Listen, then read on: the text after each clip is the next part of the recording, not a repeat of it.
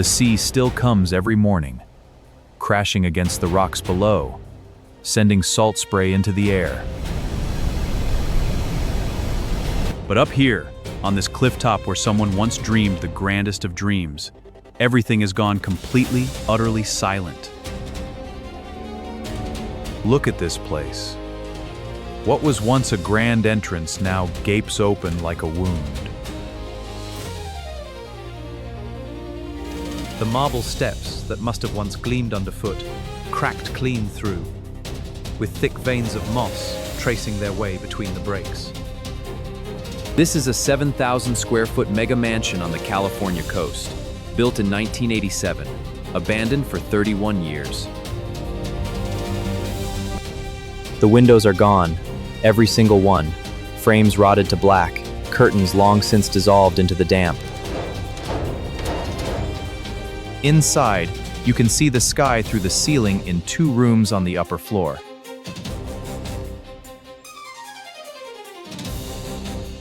The pool, once the crown jewel of weekend parties that locals still talk about, has filled with stagnant rainwater and become a habitat for frogs and algae. Most people who see this place today see only one thing: a lost cause. But what if the greatest luxury coastal retreat you have ever seen in your life is hiding somewhere inside this wreckage? Step inside, carefully now. The first thing that hits you is not the sight, it is the smell. 31 years of coastal moisture, the sharp metallic bite of rust, the cold weight of waterlogged timber. The foyer floor is what gets you first. You brush a hand across the surface, and the marble appears beneath your fingers like a ghost returning to the living. The grand staircase dominates the entry hall. Or it did once. Now the upper section is gone entirely, collapsed onto itself. Move through the archway into the main living area, and the scale of this space stops you cold. Even stripped bare, you can feel it. Pigeons have colonized the upper corners. Their nests crowd the ornate crown molding that somehow, impossibly, is still largely intact. The kitchen is gutted, not by time, by scavengers. Copper piping torn from the walls, appliances stripped away. The tiles, hand-painted Portuguese azulejos in blue and white that would fetch a fortune at auction, are stubbornly still here. Outside, the rear terrace runs the full width of the house, cantilevered over the cliff edge, suspended above the churning sea below. This mansion was extraordinary once. Whatever was great about this place is not gone. It is simply waiting. 3 weeks after our first walkthrough, they arrived. 4 architects, 2 structural engineers, an interior design team of 7. Let's get started. The facade is our priority. Agreed. I'll check the interior walls. Lead architect Daniel Mercer stands in the center of the ruined living room, turns slowly in a full circle, and smiles. A real one. Over 6 hours, the team maps every square foot, laser measurements, structural load assessments, soil tests at the cliff edge. The vision they bring back 2 weeks later is breathtaking. The wreck we documented is gone, replaced by something carved from the clifftop itself. It's breathtaking. The cliff integration is flawless. Incredible. Clean lines, massive glass walls that erase the boundary between inside and out, a roofline that descends toward the ocean in dramatic angular steps. The interior plan opens the ground floor entirely, one sweeping connected space that flows from the entrance straight through to the cliff edge glass. A master suite with a bathroom featuring a soaking tub positioned directly in front of a floor-to-ceiling window overlooking the Pacific. And everywhere, on every floor, poured epoxy resin in a deep ocean blue base layered with silver and white that shifts as the light moves. The budget for this transformation, $4,200,000. The timeline, 8 months. That's tight, but the design supports it. Agreed, the timeline is aggressive but feasible. Let's review the phases. Let the work begin.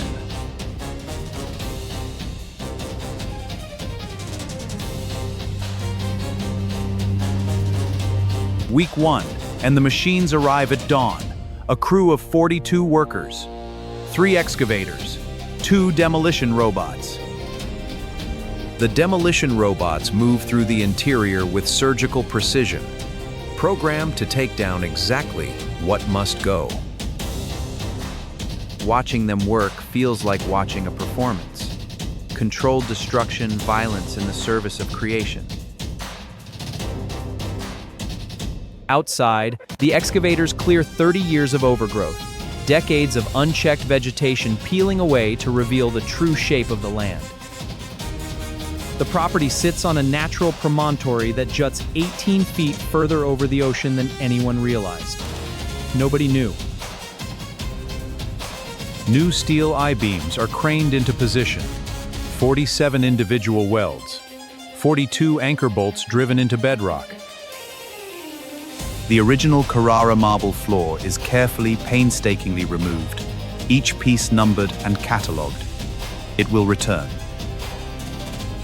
Every salvageable piece of original ironwork, every intact tile, every section of that remarkable crown molding, catalogued, stored. By the end of week 3, the site is clean, the wreckage is gone. What remains is the original footprint, and above it all, open sky. You stand on the cleared foundation and you understand, for the very first time, what this place is capable of becoming. Month 2, the build begins in earnest. Structural concrete panels arriving on flatbeds, craned into position with millimeter precision. The angular roof line emerges first, those dramatic descending steps taking shape against the sky, and the moment it does, you begin to see it.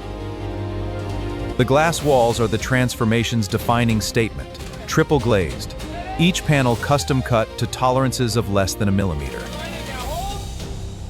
When the final panel seals into position and the ocean appears, framed, perfect, infinite, the installation crew actually stops working. Inside, the open-plan ground floor takes shape with breathtaking speed. A single room, 112 feet long. The smart home infrastructure is installed in the walls before they are closed. Miles of Cat 8 cable, a 14-zone audio system, threading these Cat 8 bundles now. Got it. This run is for the audio zones? The roof is zinc titanium standing seam, designed to weather coastal conditions for half a century without maintenance. By the end of month 3, from the water, the new mansion is already something to behold. Clean, powerful, confident. The kind of architecture that looks like it was always meant to be exactly here. On exactly this cliff, above exactly this sea. It has always been here. It will always be here.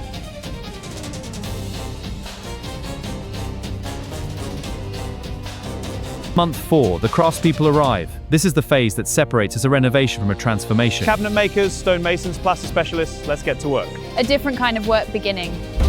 The island is a single slab of Calicotta viola marble, 11 feet long, 4 feet wide, weighing just over 1,400 pounds. When the protective film is peeled away, the room holds its breath. The marble is extraordinary. The cabinetry is custom milled white oak. The hardware, a brushed antique brass, imported from a small workshop in Copenhagen since 1923. Every drawer closes with the same soft, pneumatic whisper. Every cabinet door seats with the same solid, satisfying click. The oval soaking tub is carved from a single block of Bianco Sivek marble, pure white, almost translucent in direct light. You will be able to lie in that tub and watch container ships cross the horizon. Watch storms come in from miles away. The walk-in shower is lined in book-matched onyx, a pattern of deep black and gold that looks geological, ancient, primordial. The walnut paneling in the master bedroom takes 6 weeks to install and is worth every day. It shifts from warm amber in the morning to rich mahogany at dusk. In midnight mode, the only light comes from floor-level strips tracing the perimeter, casting a glow that turns the ceiling into a sky. Gold accents appear throughout, not aggressive or maximalist, but restrained, antiqued. Burnished brass that glows warmly. Standing in this space, with every material in its place, it becomes impossible to imagine it ever being anything else. There is a moment in every transformation where one choice elevates the entire project from exceptional to unforgettable. This is that moment. Industrial diamond grinders move across the floor surface in slow, overlapping passes. 3 grit levels, progressively finer. By the time the first pass is complete, the concrete surface looks almost like brushed stone, matte, uniform, hungry for what is coming. Perfect. The substrate is ready.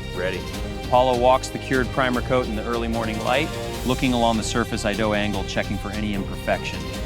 Found one, a small crater, and another, marking it. Day 5. The resin pour. The base color is a deep ocean blue, the particular shade of the Pacific seen from the cliff on a clear morning.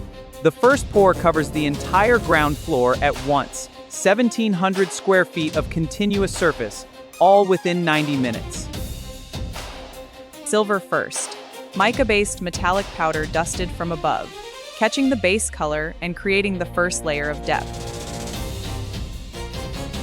Then white pearl, worked in with wide squeegees and long strokes that pull the metallics into movement, a sense of current, of flow. Then Paulo moves through the space personally, adding ocean foam accents by hand, a technique that takes 20 years to master. The result, still wet, shimmering under the temporary work lights, is already extraordinary. 3 clear top coats follow over the next 4 days, each one adding another layer of depth, another degree of gloss. The floor is so reflective you can see the ceiling in it. You can see the ocean through the glass wall in it. It goes down forever. The infinity pool begins with an excavation that reveals exactly how dramatically the cliff top drops away toward the sea. 87,000 individual tiles, each one slightly different in depth of color, a gradient that deepens toward the infinity edge. Mature Canary Island palms, their root balls the size of small cars, craned into position at the entry approach. The garden design moves from formal near the house to increasingly wild at the cliff edge, a gradient from cultivation to nature. The outdoor kitchen is built to the same specification as the interior, a teak dining table that seats 18 people under a vine-covered pergola. There is a particular quality to the light here at the end of the day. The limestone render moves through amber to gold to rose. The house sits on its cliff with the quiet confidence of something that belongs absolutely, completely, and permanently exactly where it is. 8 months, $4,200,000, 321 workers. Now, the comparison. Where the front doors hung in pieces from a single rusted hinge, now a pivoting walnut door. 8 feet tall, perfectly balanced. Where the Carrara marble lay buried under 30 years of grime, now restored, polished, glowing, and beneath it, the floor. Where the ceiling caved and sky showed through, now 22-foot ceilings, spotless and white, over an ocean blue floor. Where cracked plaster held stagnant water and frogs, now a 52-foot infinity pool where the water appears to flow into the Pacific. Walk through it one last time.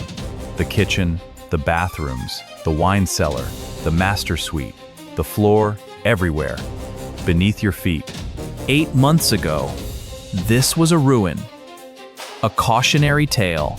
Most people would have walked past and seen only loss.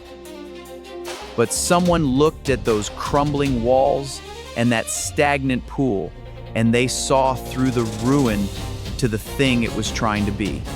Every transformation begins with someone who refuses to see only what is broken.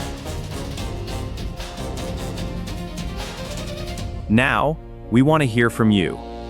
What moment in this transformation moved you the most? Was it the epoxy pour? The infinity pool reveal? The master bathroom? Tell us in the comments below. Subscribe for more stories like this one. Places found, transformations made, ruins returned to the world renewed. We find these places, we tell these stories, and we never, ever stop believing in what a ruin might still become. Hit subscribe, turn on notifications, and join us next time.